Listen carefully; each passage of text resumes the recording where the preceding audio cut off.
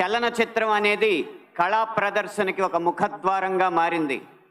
అది వెండి తెర మీదైనా, ఉల్లి తెర మీదైనా, మన చేతుల్లో ఉన్న బుజ్జి తెర మీదైనా ఈ చలనచిత్రమే సంగీత, సాహిత్య, నృత్య, నటనాది కళారూపాల ప్రదర్శనకి ముఖద్వారంగా మారింది.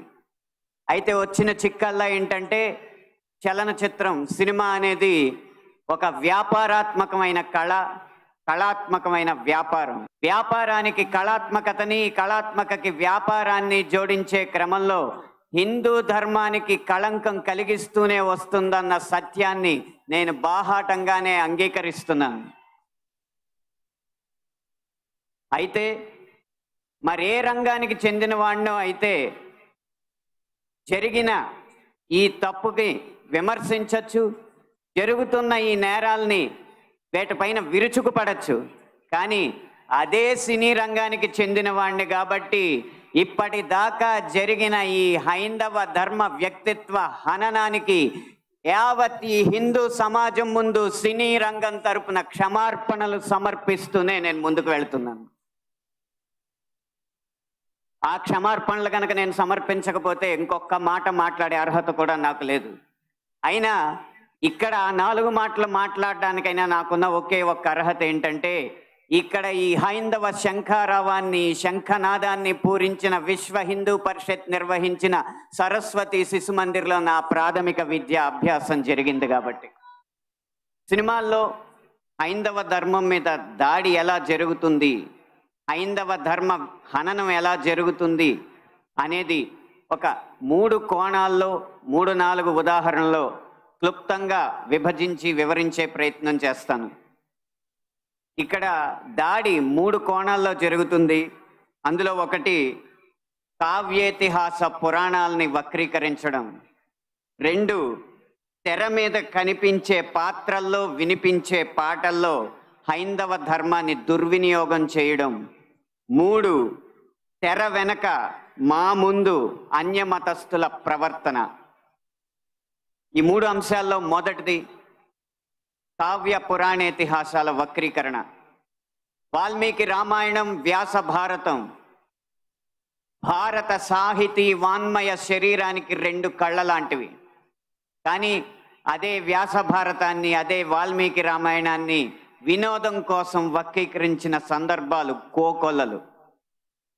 గత కొన్ని సంవత్సరాల ముందు వచ్చిన చిత్రాల నుంచి నిన్న మొన్న విడుదలైన కల్కి చిత్రం వరకు కూడా కర్ణుడికి పాత్రకి అనవసరంగా ఆపాదించిన గొప్పతనాన్ని చూసి ఒక సినిమా రంగానికి చెందిన వ్యక్తిగా నేను సిగ్గుపడుతున్నాను, నిర్మోహమాటంగా చెప్తున్నాను. అది కూడా ఈ కృష్ణా జిల్లా గడ్డ మీదే నిలబడి చెప్తున్నాను. అప్పటి చిత్ర దర్శకులు, ఇప్పటి చిత్ర నిర్మాతలు ఇదే జిల్లా వారికి చెందిన వారైనా సరే పొరపాటు అని మనం చెప్పకపోతే ఈ హైందవ ధర్మంలో పుట్టినట్టు కాదు, ఈ హైందవ ధర్మాన్ని ఆచరించినట్టు కాదు, హిందువుగా ప్రకటించుకోవడం వ్యర్థం అని చెప్పి ఘంటాపథంగా తెలియజేస్తున్నాను. ఇప్పుడే ఈ సభలో, ఈ గొప్ప సభలో సత్యవాణి గారిని అభినవ ద్రౌపదిగా వక్తలు అభివర్ణించారు. ఆవిడే ఒప్పుకుంటారా? నిండు సభలో ద్రౌపదిని వలువలు వలచండి అని సలహా ఇచ్చిన కర్ణుణ్ణి సూర్యుడు అంటే సత్యవాణి గారు లాంటి మహిళా మండలి ఒప్పుకుంటారా? గంధర్వుల్ని చూసి, గంధర్వ సైన్యాన్ని చూసి ప్రాణమిత్రుణ్ణి కూడా వదిలేసి ప్రాణభయంతో పరుగులెత్తిన కర్ణుణ్ణి ధీరుడు, సూర్యుడు, వీరుడు అంటే ఈ హైందవ సమాజం ఒప్పుకుంటుందా? ఇలా ఎన్ని విధాలు చూసినా దానంగా వచ్చిన రాజ్యంలో తనకొచ్చిన కొద్దిపాటి సంపదని ఏదో దానాలు చేసినంత మాత్రాన ధర్మరాజు అంత గొప్ప దాత అని చెప్పి కర్ణుడిని అంటే మన సమాజం ఒప్పుకుంటుందా? నిన్న మొన్న వచ్చిన కల్కి సినిమాలో అగ్నిదేవుడు ఇచ్చిన ధనస్సును పట్టిన అర్జునుడి కంటే సూర్యుడు ఇచ్చిన ధనస్సు పట్టిన కర్ణుడు వీరుడు అని చెప్తుంటే యుద్ధంలో నెగ్గేది ధనుస్సా ధర్మమా అని ప్రశ్నించకుండా మనం ఊరుకుంటామా? ఒక్క భారతంలోనే కాదు, వాల్మీకి రామాయణంలో రాయి ఆడదైనట్టు, రాళ్లను తేల్చి వారధైనట్టు, రాముడు లవకుశుల మధ్య యుద్ధం జరిగినట్టు, ఇలా చిత్రీకరణకు అందంగా ఉండడానికి ఎన్నో అభూత కల్పనలు, ఎన్నో వక్రీకరణలు జరుగుతుంటే ఇంకా మనం ఇలా ఊరుకుంటూ ఉంటే ఎన్ని సినిమాలు ఎలా వస్తాయి? ఒక్క వక్రీకరణే కాదు, చిత్రీకరణలో, గీతాలాపనలో ఎన్ని రకాల హననాలు జరిగినాయో మనం గమనిస్తూ ఉండాలి. మీరు కొంతకాలం క్రితం ఒక హిందీ పాట వినే ఉంటారు, దమ్మరదం మిట్ జాయహం బోలో శుభ శ్యామ్ హరే కృష్ణ హరే రామ్. రండి దమ్ము కొడదాం, కలుసుకుందాం, శుభ సాయంత్రం చెప్పుకుందాం, తర్వాత హరే కృష్ణ హరే రామ్ అందాం. భగవత్ తత్వాన్ని, భగవద్భక్తిని జగత్ ప్రస్తుతంగా జగద్విదితం చేసిన ఇస్కాన్ వారి నినాదం హరే కృష్ణ హరే రామ్ ని ఒక ఐటమ్ సాంగ్ లో పెట్టుకుంటే ఒప్పుకుంటామా? మీ ముందు ఇప్పుడు రెండు దారులు ఉన్నాయి. కాళీ అన్న సినిమా డాక్యుమెంటరీ పోస్టర్లో కాళికామాత సిగరెట్ కాలుస్తుంటూ ఒక పోస్టర్ వేస్తే మన ముందు రెండే దారులు ఉన్నాయి. ఒకటి నిమ్మకు నీరెత్తినట్టు కూర్చోవడం, రెండు నిగ్గదీసి నిలదీయడం. మీ దారి ఒకటా రెండా? పీకే అన్న సినిమాలో రాయి మీద పాన్ పరాగ్ ఊసి అదే శివలింగం అని చెప్పి వెటకారం చేసి అన్య మతస్థుల మందిరాల్లోకి మాత్రం వెళ్లకుండా వాళ్ళు తరిమి కొట్టినట్టు తెలివిగా తప్పించుకున్నారు. అప్పుడు మన ముందు రెండే దారులు ఉన్నాయి, నిమ్మకు నీరెట్టినట్టు నుంచోవడం, నిగ్గదీసి నిలదీయడం. మీ దారి ఒకటా రెండా? కాస్మిక్ సెక్స్ అన్న సినిమాలో ఇంత అద్భుతమైన పీఠాధిపతుల ఆహార్యాన్ని అనుకరించి గురువులు, పీఠాధిపతులు వచ్చిన శిష్యురాలతో శృంగార కార్యకలాపాలు చేస్తున్నట్టు చూపెడుతున్నారు. మీ ముందు రెండే దారులు ఉన్నాయి, ఒకటి నిమ్మకు నీరెత్తినట్టు కూర్చోవడం, రెండు నిగ్గదీసి నిలదీయడం. మీ ఆప్షన్ ఒకటా రెండా?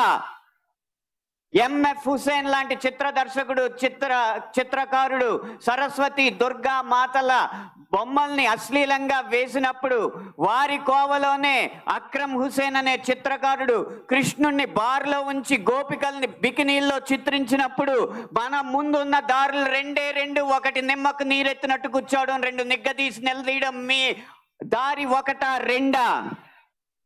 ఛత్రపతి శివాజీ తర్వాత అంత గొప్ప మరాఠా యోధుడు బాజీరావుని బాజీరావు మస్తానీగా ప్రేమ పిచ్చోడుగా చిత్రీకరించినప్పుడు మన ముందు రెండే రెండు దారులు ఉన్నాయి, ఒకటి నిమ్మకు నీరెత్తినట్టు కూర్చోవడం, రెండు నిగ్గదీసి నిలదీయడం. మీ దారి ఒకటా రెండా? ఇలా ఇన్ని విధాలుగా హననం జరుగుతుంటే ఇంకా మనం నిశ్శబ్దంగా కూర్చుంటే అది మన హైందవ సమాజానికే కళంకం అని నేను మనస్ఫూర్తిగా తెలియజేస్తున్నాను. పాటని ఎలా ఉపయోగించచ్చో, అదే హరే కృష్ణ హరే రామ్ని ఎలా ఉపయోగించచ్చో సీతారాం శాస్త్రి గారు మనకు తెలియజేశారు. హరే రామ హరే కృష్ణ కృష్ణ కృష్ణ.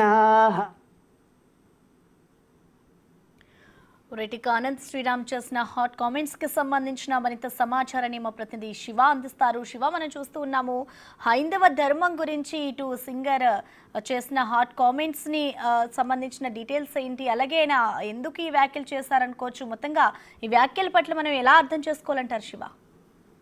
ప్రసన్న మొత్తం మీద చూసుకుంటే హైందవ శంకరానికి సంబంధించి సినీ రచయిత అనంత శ్రీరామ్ చేసిన వ్యాఖ్యలు ఇప్పుడు తెలుగు చిత్ర పరిశ్రమని పెను దుమారాన్ని లేకే పరిస్థితి కనిపిస్తుంది.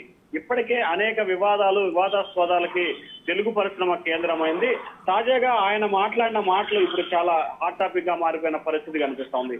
సినిమాల్లో హైందవ ధర్మంపై దాడి జరుగుతుంది, ఇది సరైన విధానం కాదు. సినిమాల్లో మన పురాణాలను వక్రీకరిస్తున్నారు, అంటే పురాణాల పేరుతో సినిమాల్లో పూర్తి స్థాయిలో కూడా వక్రీకరిస్తే సరైన విధానం కాదు.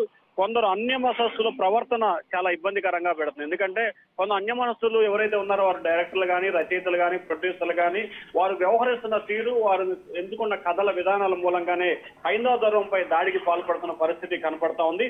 ప్రధానంగా చూసుకుంటే కల్కి చిత్రంలో కర్ణుడి పాత్రపై కూడా ఆయన చాలా హైలైట్ గా చేశారు. ఇది సరైన విధానం కాదు, ఎందుకు అంత హైలైట్ చేయాల్సిన పరిస్థితి ఏర్పడింది, కర్ణుడిని సూర్యుడు అంటే ఎవరు అని చెప్పి ఎందుకు ఒప్పుకుంటారని చెప్పి కూడా స్పష్టమైన ప్రకటన చేయాలని చెప్పి ఆయన అయితే ఒక వివాదాస్పద కామెంట్ కాదు, ఖచ్చితంగా ఆ సినిమా చిత్ర దర్శకులని అలాగే రచయితని ప్రశ్నించిన పరిస్థితి కనిపిస్తా ఉంది. కర్ణుని సూర్యుడితో ఏ రకంగా అంటే ఎందుకు ఒప్పుకుంటారు అనేది ప్రధానంగా ఆయన చెప్తున్నాం. అంటే ఇష్టానుసారంగా పురాణాలని వక్రీకరిస్తూ డైరెక్టర్లు, రచయితలు వానికి అనుగుణంగా సినిమాల్ని ఇచ్చేస్తున్నారు. దీని ద్వారా హైందవ ధర్మానికి ఇబ్బందికర పరిస్థితులు, దాడి జరిగే ప్రమాదం కనిపిస్తా ఉంది. ఇలాంటి వక్రీకరణను చూస్తే మాత్రం చూసి నేను చాలా బాధపడుతున్నా, సిగ్గుపడుతున్నా. ఇటువంటి వాటిని ఖండించి భవిష్యత్తులో ఇటువంటి విధానం జరగకుండా చూడాల్సిన పరిస్థితి ఉందని చెప్పారు. తప్పుని తప్పని చెప్పాల్సిన పరిస్థితి ఏర్పడిందంటే చిత్ర పరిశ్రమలో జరుగుతున్న తీరులు ఏ రకంగా ఉందో మనం అర్థం చేసుకోవచ్చు అని చెప్పి ఆయన వ్యాఖ్యలు చేశారు. అంటే ఈ రోజు దాదాపుగా చూసుకుంటే దేశంలోనే మొదటిసారిగా హిందువులంతా కలిసి హైందవ శంకారం పేరుతో ఆంధ్రప్రదేశ్ గన్నవరంలో ఒక భారీ బహిరంగ సభకి శ్రీకారం చుట్టారు. ఆ శ్రీకారం చుట్టిన సభలో శ్రీరామ్ చాలా కీలకమైన వ్యాఖ్యలు చేశారు. ప్రసూన.